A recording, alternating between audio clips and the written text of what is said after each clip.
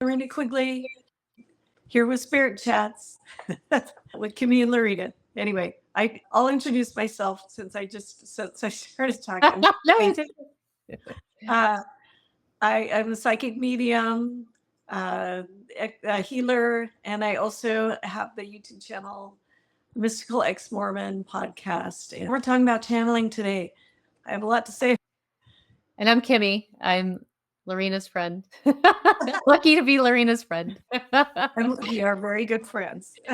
We go way back to Spirit Circle, right? And I'm a crypto intuitive mostly right now, and healing medium, mostly mediumship, I'd say, and an acupuncturist. Right? Today we're going to talk about channeling.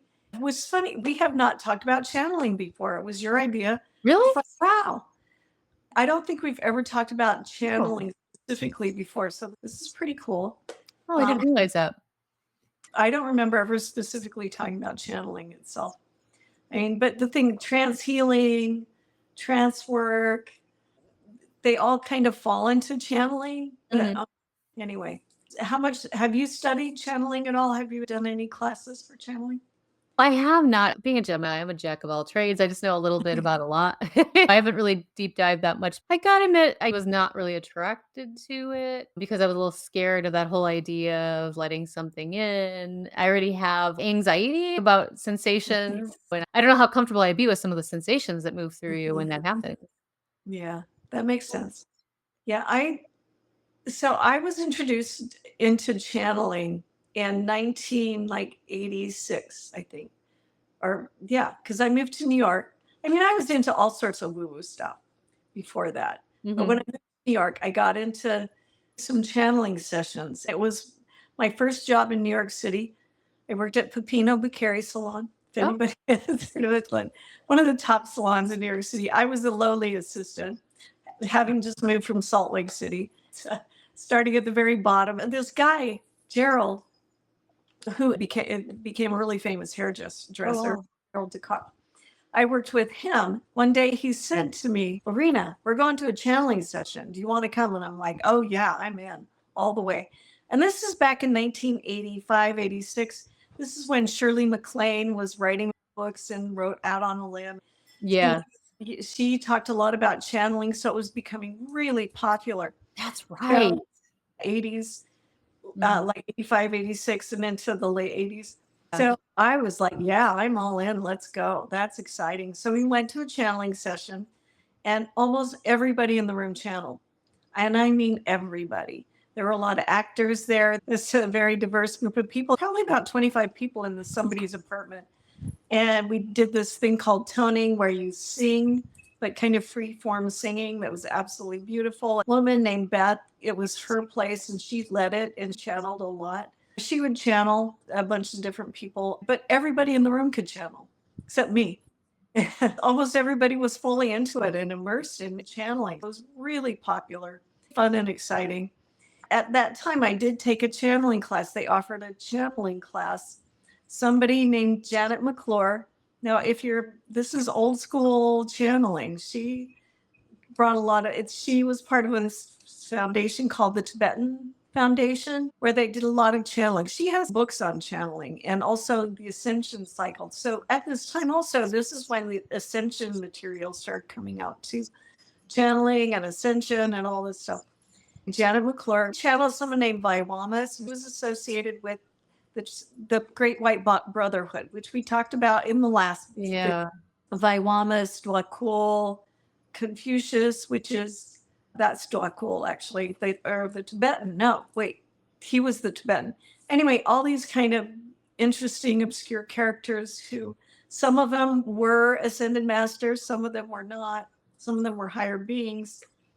Anyway, so I went to a channel clearing workshop. I still have the materials from that workshop from 1986.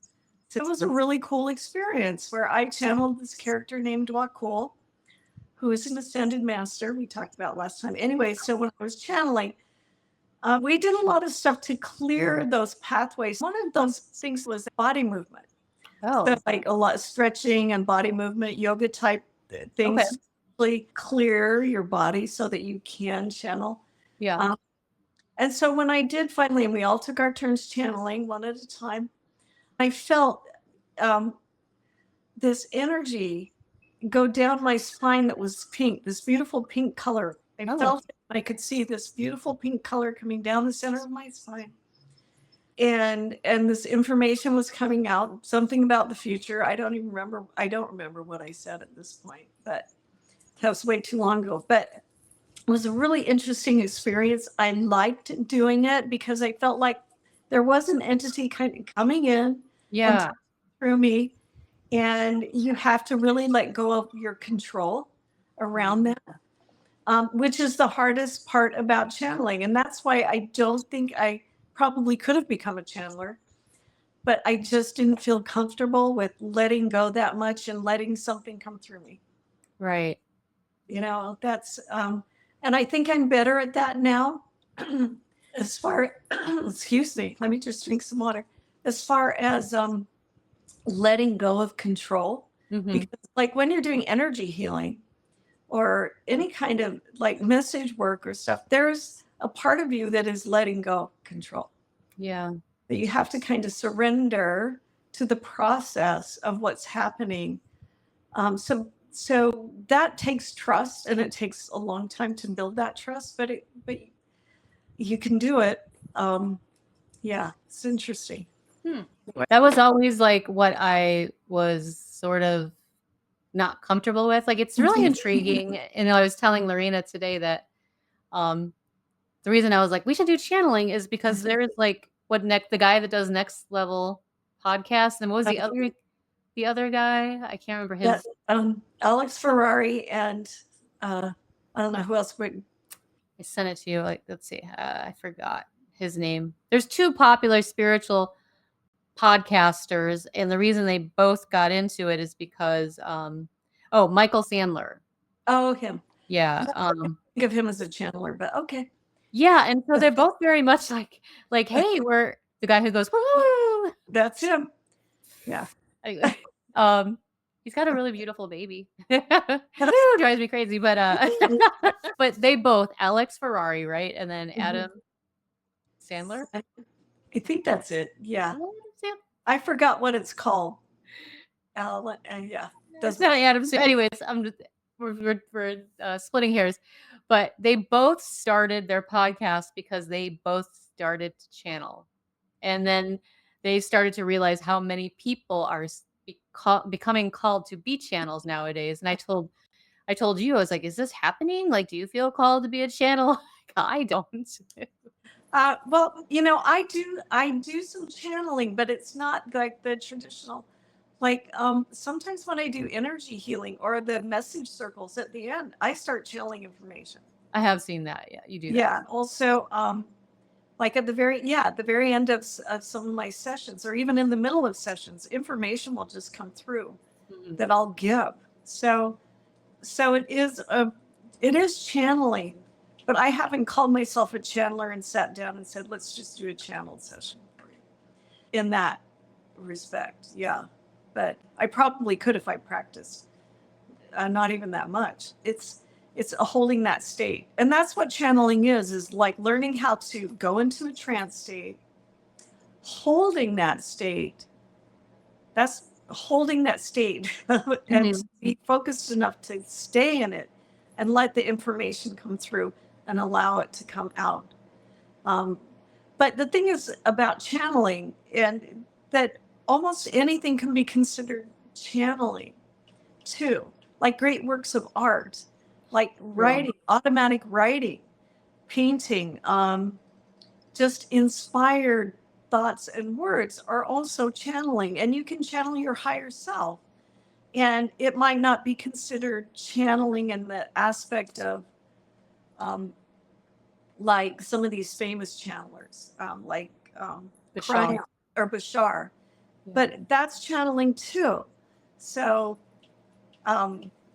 because you're connected to that energy that's coming through you, that is a higher frequency.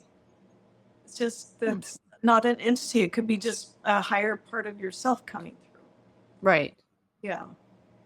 And that's where a lot of wisdom is. Inspired speaking, even. you know, any great works of art, writing, like that is channeled. It's coming from somewhere through you. Yeah. Probably the same thing, like, giving messages. Like I always thought they were just information that was being worked through like my subconscious from my higher self. Like I never really, but then I know some people would argue, like, is that coming from your spirit guide? Is that coming from, ascended master? Like that kind of, because you're Yeah. channeling the information versus channeling a spirit, right? Or like embodying, letting some other soul embody you. Is that's Yeah. some trance channeling, right? Yeah. I know you know more what that is. Yeah. Well, and I did write this down. It's like, what is trance channeling compared to channeling, and what's trance healing or mediumship? Because all of these things can kind of get intertwined. I was watching a TV show, and it was supposed to be about channeling. It was something on Gaia. And it was about channeling. And of course, they had your traditional classic channeling with, somebody channeling these higher messages from some extraterrestrial group or a collective of beings, higher beings kind of thing. But then also had mediums on there. And I was like, medium? That's not channeling. Those are mediums. Right. It's different. But then I thought, okay, maybe somehow that's getting included too. Because it's from some of that, it's from beings who are, beings, relatives who are on the other side are giving you information. Yeah. And you're sharing that information. Okay, I guess you could call that channeling. But then in mediumship, this is like the spiritualist tradition. There is something called trance healing or trance channeling. And that's sort of when you can see, and this is definitely from the spiritualist tradition, you can see people like the transfiguration, like that person starts looking different. Yeah. Because they're literally channeling somebody and their face changes, or they might look like the dead relative that's coming through, or that's channeling too, but it's not specifically the same type. Right. And yeah, and I've done some of that trance channeling and trance healing work. Once when we were doing, and this was at Rising Phoenix, little spiritualist church that's kind of not a spiritualist church anymore. Oh, it's not. Oh, I didn't know that. Well, they call it that, but nobody's really teaching. Oh, They're okay. not really doing it. So, that I'm getting gossipy. Anyway, Local stuff. yeah. Anyway, so they had this guy, Robin. He's from the UK. He was here. This is a couple years ago, doing some trance channeling, trance healing.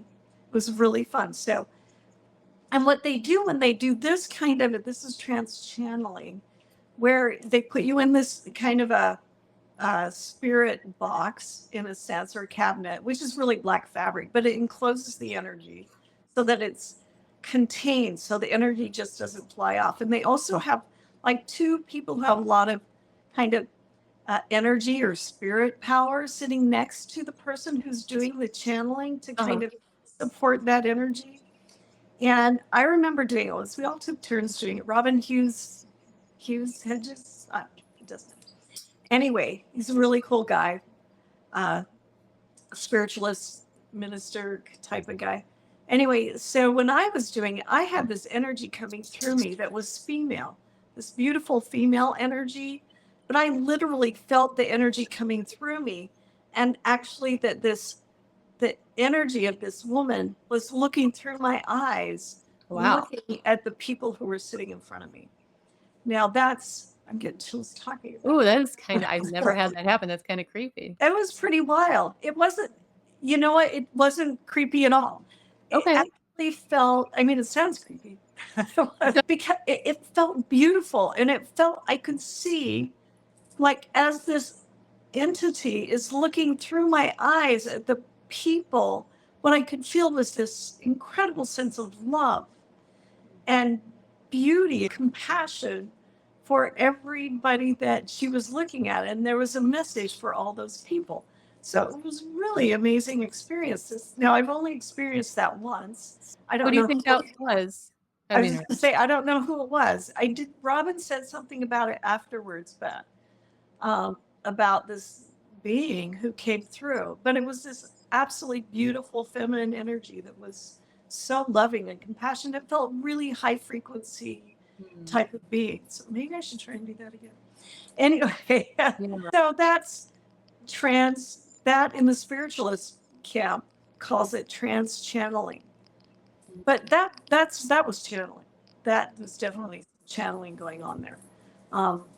It was a very cool experience. And trance healing is like channeling, but you're channeling through you a spirit that's a healer. That's some sort of doctor or chemist. They call them spirit chemists. Okay. Come through and you use your hands to heal. And now I've done workshops where one of the, I forgot her name. She's a famous medium who does physical mediumship. She was here in Phoenix. And so I was doing it. And then later, after everybody, was working with partners. So we were doing this trance channeled healing stuff. And I'm just like, I'm letting the energy direct my hands. And afterwards, when we were done, she says, you're not supposed to move your hands. I'm like, I was doing what the spirit wanted to do. I wasn't right. Like, my brain wasn't going, let's do that. Because that can happen. Yeah. But anyway, it's just kind of funny that because I've learned previous to her that's how you're supposed to do it. I took a class on trance healing from the spiritualist tradition. And that's what you let your hands be directed. Right. That makes sense. Like, no, you don't move your hands. You just do this. Beams just Anyway, and I was like, well, but I really felt like that's what the spirits were doing, that, not me. Anyway, that's a form of channeling too. Anyway, so there is a similarity to all of these things. You're opening to spirit or a spirit, a higher vibration, frequency, collective. Yeah. Anyway, do you have anything to say around that? I was told once by somebody I really valued. In fact, I mean, I just lost touch with them, like who was this really amazing chiropractor back in Denver when I lived in Denver. She's a really incredible born healer. And he had said he had downloaded that I could channel if I wanted to. And that, and he was actually like, yeah, there was this spirit or this like guide, like, and he told me his name, like it was like Alex or something. And he was like, if you want, you could work with him and he would be the one. And so at the time I was like, yeah, that's not, no, it's not really what I'm looking for. And I mean, I'm still not drawn to it. I've had two experiences. One, interestingly, kind of, I would say uncomfortable, and the other one really positive. But one time I had somebody who worked on me who was like given activations to work with certain like healing, like I guess it'd be trance healing. They had this team. And when they worked on me, the energy was, I mean, I could feel it. I could feel the healing. But then in the middle of the night, it was sort of like feeling like, ooh, the majority of that team was good. But then there was one. I woke up in the middle of the night and I felt a little bit like it was pushing in on me in my personal space. Like, and then I had picked something up that wasn't quite there to help me, but more to like influence me. Oh. And I was like, oh, hell no. Like, and I went in my closet and I pulled out my tobacco and smudged myself and said, I completely reverse giving the permission for that one to come in. And it calmed down and it went away. And I was like, yeah, I don't know about that. Like opening yourself up to, I don't know. It was a little uncomfortable. But I had this really beautiful experience one time with a client of mine who came for combo. And they were processing the unexpected death of their spouse that had died in a freak accident right in front of them. And they had held them as they passed, and so that trauma was clearing. So they were there for me for 3. So combo you do in set of 3, and this. So that third day they were like laying on my, my healing room space, and I was just like, they were crying. I should say they were crying, and I knew it was a good thing. It was a release. Like they were crying after the combo. And I just had this feeling like, I'm like, I should give their spouse permission, because I was doing like gentle head work and like acupressure on them. I just had this feeling, I'm like, I'm supposed to give the spouse like permission, like the love to come through. So I was touching them, and then soon after I let them rest and I came back in the room, and they said to me, "You ain't gonna believe this, but I actually felt my spouse, who's a departed spouse, touching me through your hands." And I was like, "Oh my gosh, you're not gonna believe it." I actually told them they could use me. They could use me. But it didn't feel invasive. Like I didn't feel the spouse like take over my body or anything like that. I just had this high intention for that person to feel the bridge between, Oh, wonderful. to be a bridge. And they felt it. And I was like, that I could get down with. I could get down with doing that kind of work, trance healing or channeling. Yeah. But as far as sitting there and allowing, I don't know, Yeah. somebody in my body, and I've heard, this is the thing I want to ask you. Some channels say, like, where do they go when they're taking over their mouth? Like Esther Hicks. Is it Esther Hicks and like Oh, yeah. Bishar? Like, where is their consciousness as this is happening? But Dawn Qatar, she's a pretty well-known channeler here in Phoenix, and I've been to some of her classes and had a private channeling session. She's a full channel. She's a full trance channel, and she says that she goes like, there's a part of her that goes off into some place where she just enjoys wherever that is. Like she is not here. Okay. In her body. She takes off into some beautiful space, and it's different at different times where she goes. But she's not present. And she her whole body changes, and she has like different accents and different movements, and it's really interesting. Yeah. Huh. So there are different kinds of channels. I think that a lot of channeling now is very mental, like it's coming through, and they don't shift as much like those old days. Like I got a list of channels here, like Jay-Z Knight. Do you know Jay-Z Knight Ramtha? Oh, big in the 80s. Another Shirley MacLaine, and brought her into the forefront. Blonde woman. Anyway, Ramtha is, I don't even know how old, guy who was from Atlantis, who, I don't know. Anyway, when she channeled him, the point is that her voice changed. She got really deep, and her presence changed. Like her presence changed as she did it. And I think she was a full trance channel. And I think a lot of channeling these days is not full trance. Okay.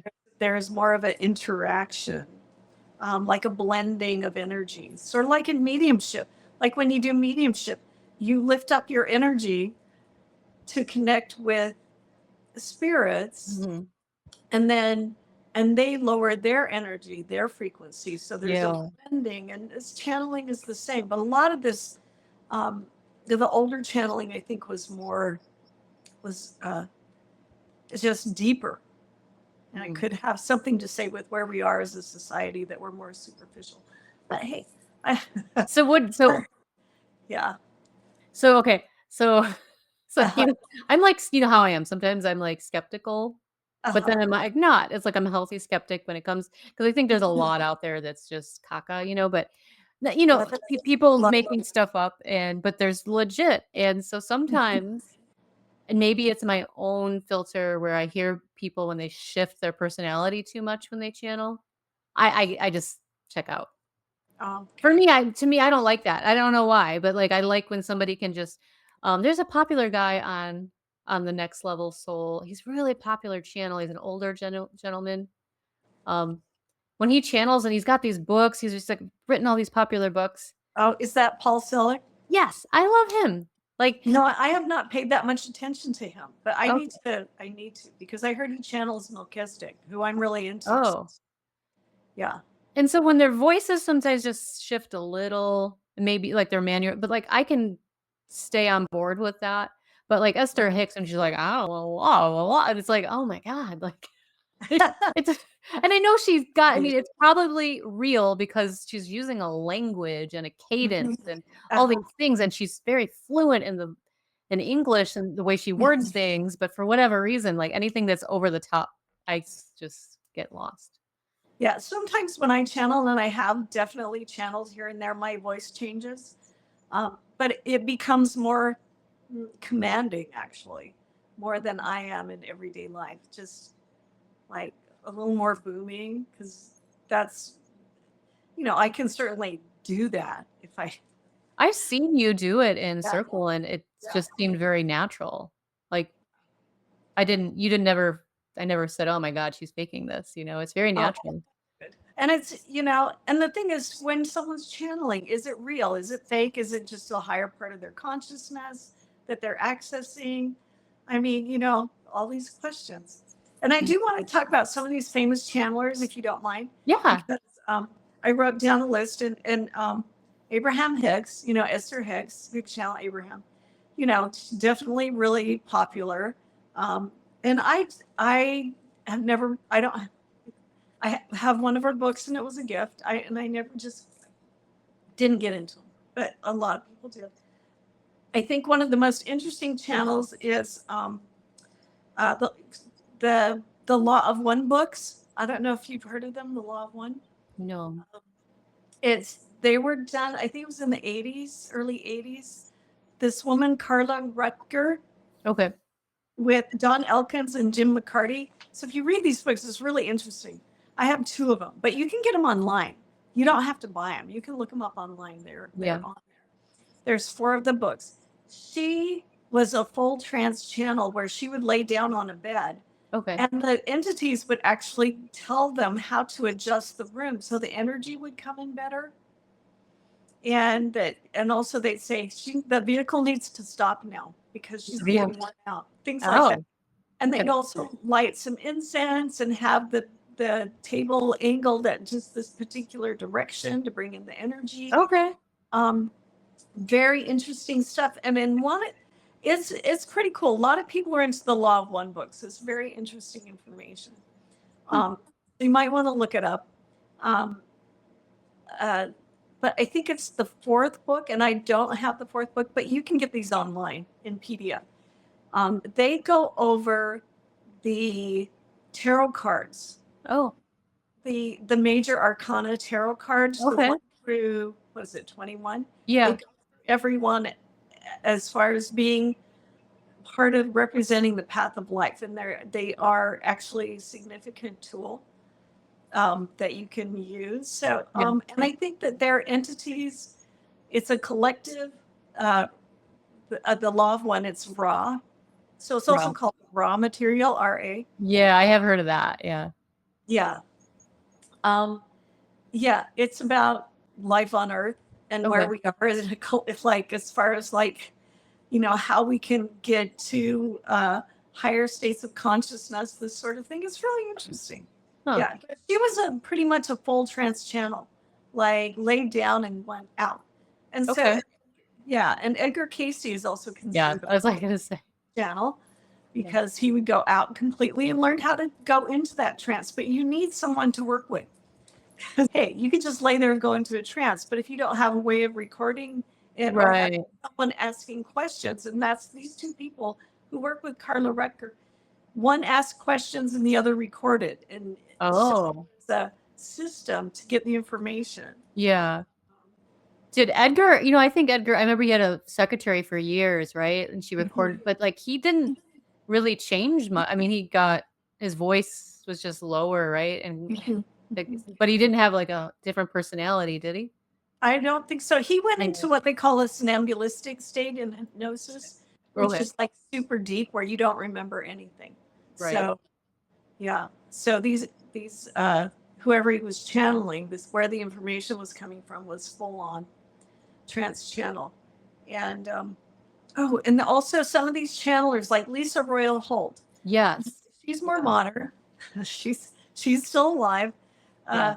She channels a lot in galactic history. So and oh yeah, the Cool. Rob, That's some I think her stuff is galactic history too. Yeah. yeah. Who was I'm sorry, I interrupted you. Lisa and The then love one. Yeah, the love one. That's some galactic history too. okay. Also. But yeah, Lisa Royal Holt, she does a lot of galactic history. So Yeah. it's pretty interesting, like the Lyrans and the Pleiadians and the Vega and yeah, Vegas, the whole wars, all that stuff. That's pretty interesting. Yeah. And she lives here in Phoenix. right. Yeah. Yeah. At one of the earlier channels, Lazarus, yeah. I went to see him. He would channel some guy who had an Irish accent. Oh.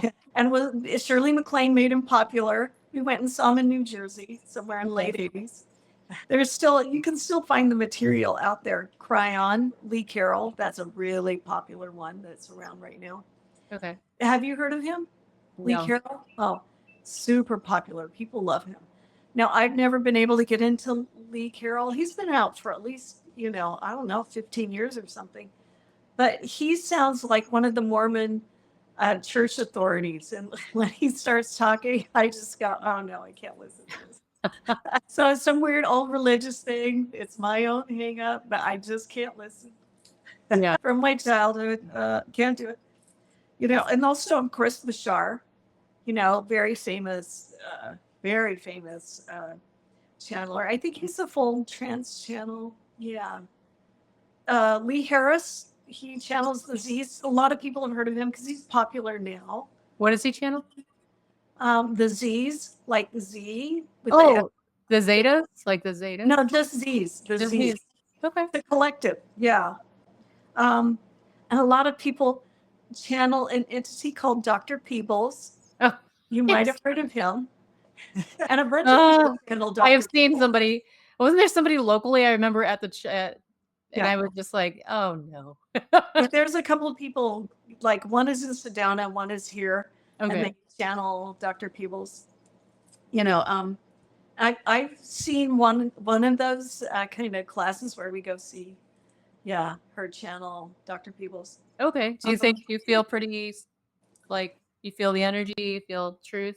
I mean, I don't like to ever do that to somebody, but like, sometimes things that resonate with you and sometimes they don't, it's Yeah. just I think that she was a good channeler. She's still around. I didn't feel anything weird or negative. She wasn't, somebody that I would go see. Don Qatar was more somebody I would go see, who's here in town too, who channels a lot of ascended masters. Yeah. Anyway, it's a really fun, cool thing, channeling. Yeah, actually writing this up, because I have some books on channeling, makes me want to kind of delve further into it. I think because I know I've channeled before, I have more than once. It just kind of makes me want to go further into it because it is really fun to channel in a sense, because it's almost like you're less you or your personality. So those kind of restrictions or boundaries that your personality has, it can go beyond that. So which is sometimes you need that, Yeah. I was doing a healing. This reminds me. I was doing energy healing on somebody once. And I think that a lot of times when you do energy healing, if you're fully in that state of doing the healing, that what happens is that you're channeling. I think, pure energy of whatever, healing energy. yeah. So depending on, I think energy healing is energy healing. So if it's Reiki, it's a Reiki, it's that energy. But I don't know about the differences in that energy as far as qualifying that. But once I was doing energy, and I am a Reiki master, but I don't really think much about it because I feel like I'm so much, I don't want to say further, but just have explored so much that it's just energy comes through. But once I was doing this energy healing on somebody, and it was sort of like a trance channel energy healing. And I was just sitting there on a chair over the massage table, more accurate. And all I was doing was like letting my hands do whatever it wanted. It was just like this free flow thing. And I think I was doing that for at least an hour and 20 minutes or something, just this thing. And the guy who was having this session, he could hardly walk afterwards. So there was something, yeah, something was happening. And I was just in that state of letting it flow. And usually they don't last that long, but hey, if the energy's flowing, I mean, as far as just the actual like channeling the energy and doing the healing, he had to walk around for about an hour and a half before he could drive. Oh, wow. But yeah, and he had some serious issues, so it's just quite interesting. Yeah. You just don't know when you deal with it's dealing with spirit or this other world where they just, which is my favorite thing about it, is that you don't know what's going to happen. You just have to trust and be there. And that can be really hard to just be there and allow. And what I'm feeling lately is that being in that state of healing or giving messages, connecting to spirit, whatever it is, if you can actually be conscious enough to see what's going on. So there's almost like a part of you that's up here observing and allowing in that state where you're up here watching and letting the energy come through or the information or whatever it is, you see more and I actually get more information while you're doing it. And so it's almost like this, like the next step of watching stuff happen and allowing it and then kind of facilitating it and being part of it. I don't know. Does that make sense? Yeah. A higher level of consciousness that you're connected into, focused into, and allowing. So, and that's channeling too. So, yeah, it's a very interesting state to be in. And I think the hardest part is holding that state and staying in it and not taking off. Because we want to take off, go, oh, look at those pretty colors. and to really be present. So it's training. It is training. Yeah. Yeah. Have you ever seen Barbara Marciniak? Oh yeah, I saw her in New York City. Okay, I saw, I got to admit, that's when I first got. I forgot. I wrote her down somewhere on here. Yeah. When I was in Denver, the same chiropractor gave me one of her books, and I was like, "What is this?" He's like, "Just trust me. I think you'll find it interesting, like expanding your mind." And I remember reading it and just being like, "What is this?" Like, it's like Galactic History and to it. And then I found out she was coming to Denver, and then I went to go see her. So it was probably one of my only exposures to live channeling. Yeah. Pleiadian channeler, if I remember right. Pleiadians, yep. Yeah. Yeah, and I saw her early on, and I followed her work, and I bought all of her books, and I even got her newsletter. So I was really into her. It's great stuff. I remember, what the Earth book. I can't remember what it was called. Her first one, the second one, Family of Light. I got them all. Yeah. It was really good stuff, especially at the time. I think she's still, I haven't heard of her dying or anything. I think she's still around, but probably quiet. Yeah. Yeah. I liked her a lot.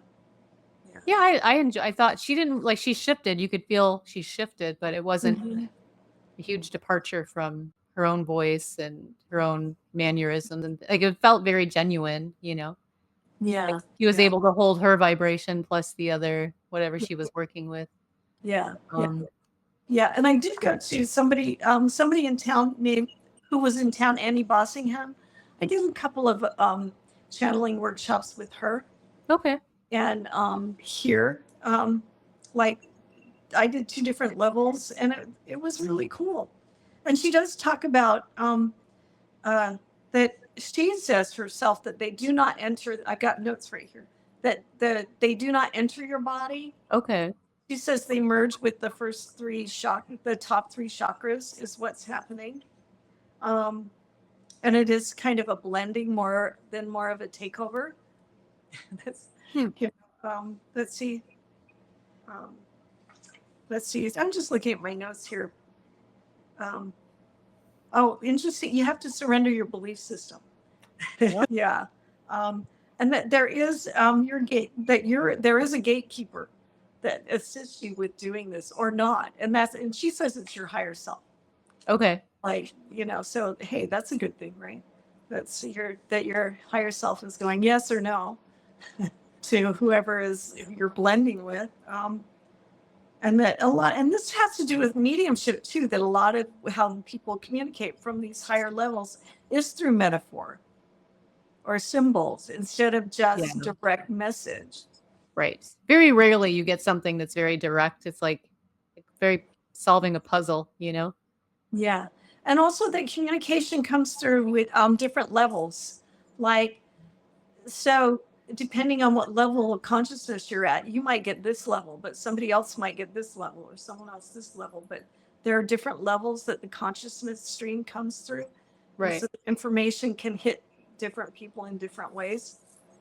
Just an interesting thing to think about when it comes to listening to channels and where is it hitting or resonating. And that's why messages, if you listen to it again, it might be different when you listen to it like a year later or something. Well, what's funny, you bring up the whole mediumship thing. Like somebody, a friend of mine, she had me do a picture reading like the other night. Oh, She, cool. can you do this picture reading? Because it's like seems to be a parlor trick. Like it's something I could do, do really quickly. And she sent it to me, and then it was about somebody she's dating. And I said, "Are you dating this person?" Because and then I told her what I thought. And she's like, "Yeah, it's funny because I was thinking the same thing about him." And I said, "Well, trust your own gut." But then she said, "Remember when," because she lived in Phoenix. This is like, we're going how many years ago? Maybe 8 years ago. So she moved away. And she goes, "Remember when I was still in Phoenix and I wrote it down in my journal and it said, Kimmie told me that I really wouldn't like find my person or my ability to like date and be like healthy connections until like in my 40s." And she's just turning 40. And I was like, I said that. People will tell me things that I like messages I gave, and you're just like, I don't remember it. And I'm sure it's been the same for you. Yeah. Wow, I told you that. Okay. Wow. Well, I'm glad it worked out for you. Part of the reason I was thinking, like, I forgot, we came up with, we've read over 100 cryptos on our, the other channel that we do on visionary messages. And we were going to put a report together, but we've made so many videos and given so many messages that like, I was like, oh my gosh, that half of what we said, the only way we'll extract that information if we sit through all those, all that time. And I just said, forget it. Okay. Oh, yeah. You know what? I do have one more thing to say about channeling is that if you want to do channeling, you can use like the binaural beats. Oh, yes. Yeah. You channel. But if you want to channel these really high states of consciousness, you would channel the gamma, which we haven't really talked about. And it's like 40 hertz. Gamma is 40 hertz. So you could actually use like a tool like the neorhythm or binaural beats and get 40 hertz. That can take your mind into these higher states of consciousness where you actually receive information. Okay. So that's a pretty cool thing. Huh. Yeah, a lot of like masters, like those Buddhist masters who chant for hours, they go into these higher gamma waves instead of the lower ones. And channel information, because that's where information comes in. So, but the thing is, if you do 40 hertz, don't do it before you go to bed. I would say it's really like excitatory, right? Yeah. You will not be able to sleep. So don't do it right before. If you plan on going to bed after you're channeling, not a good idea. Do it like a couple hours before, so that you can receive that information and like tune in and see what happens. But it's a tool that you can use to help you channel. Yeah. Anyway. So I was going to ask you, like, I was thinking to myself, I know who I would only be comfortable channeling. Who would you, if you could channel somebody, who would be your top pick? Oh, Jesus. I don't know, Mother Mary. Kuan Yin, not Kuan Yin. Oh, that's so funny. Yeah. I don't know. I'd have to think about that. That's no. If I could channel one person, I'm not sure. Because I feel like lately when I'm working, there's a lot of men around me. And when I say men, like a male energy that Yeah. is really strong and supportive and loving and like almost like, this sounds funny. What I'm missing on earth is that real, and because of my dad is a kind of a weird dad. And so lately, when I'm doing this work, I feel this male energy coming in. And it's not just one male, it's like Yeah. several that have this really strong energy Yeah. that is super supportive. Like they're helping me deal with more foundational stuff than the other stuff, Yeah. like the real high energy frequency. This feels more like we're going to help you get this done. So, so just an interesting comment that, yeah, Oh, interesting. happening lately is, but they also feel very high energy, high frequency, but also there's a grounded quality that I'm probably missing. Sure. Just because of the way I grew up. Yeah, Yeah. that makes sense. Yeah. So what well, who would you channel? Well, I was cracking up because you pretty much said I said there's only I'm very well, I mean, I'm very comfortable with ancestors. Like Uh-huh. I've always, ancestors, and especially it's funny you say it's been a lot of my I felt my dad around a lot, and then my mom's lineage, the males there, especially recently. And they were giving me these really specific messages about like helping to heal my heart around some certain things. With the masculine in my childhood too. But it's like I'm so comfortable with the ancestry. I've always been like I could channel, like work with that, does not scare me at all. But like as far as like other spirits, there's only one I trust is Kuan Yin Okay. and my higher self. Like, Okay. and I think it's just, I don't mind, talk, but if I was to be a channeler, I would probably only be comfortable with Kuan Yin or my higher self. Mhm. But yeah. That makes me think I would probably, because I had that experience where I saw Ascended Master Melchizedek in front of me standing, that I would probably try and channel that. Oh, Yeah. okay. And my higher self, of course. Yeah. Paul Selig, is he the one that he does that guy? Oh, No. yeah. Paul Selig. That's why I need to check him out because I didn't know that until today. Oh, well, that's good information. I'll have to check him out. Yeah. And I know a lot about all this stuff that I did not know that. Yeah. Anyway, I think that we kind of covered channeling. What do you think? I think so too. It was I like this. This was really Yeah. good info. Fun conversation. Yeah. Yeah. I'm going to try and channel that being again, though, I have to say. Let's The try. one that when I was doing that trance channeling workshop. Yeah. Oh, and it was Robin Hodges was the guy. Oh, and the other one, Nicole DeHaas. A lot of people have heard of her. She's on some Netflix show. I did a workshop with her here in Phoenix. She comes on occasion. Yeah. Anyway, it was Robin Hodges when we did that trance channeling where I had that woman coming through that I felt she was seeing through my eyes. Yeah. I'm going to try and channel that. That's I would say that we should have a part 2. Kimmie and Lorina try to channel and then yeah, and see what we right. Well, we could do a how to channel and then do a live channeling, see how it goes. Yeah, I'll try and then see if I have anything to share on the next episode. Yeah. Yeah, that would be fun. Let's do a how-to. I think, like we're saying, something's happening that these podcasters are talking about. A lot of people tapping into channeling lately. Okay. So. All right. So yeah, let's do a how to channel kind of thing, and we'll both try and channel and Sounds good. and we'll report back. Yeah. I love it. All right. All right. So I guess this is it. I think we're done. So thank you everybody for listening. Hope you listened all the way to the end. And please like, share, subscribe, all that good stuff. Yes. Anyway, and we appreciate you listening. Thank you. We do. I do too. And comment. Did we say comment? Oh, and comment. Yes, we love comments. Yes. Yeah. Bye.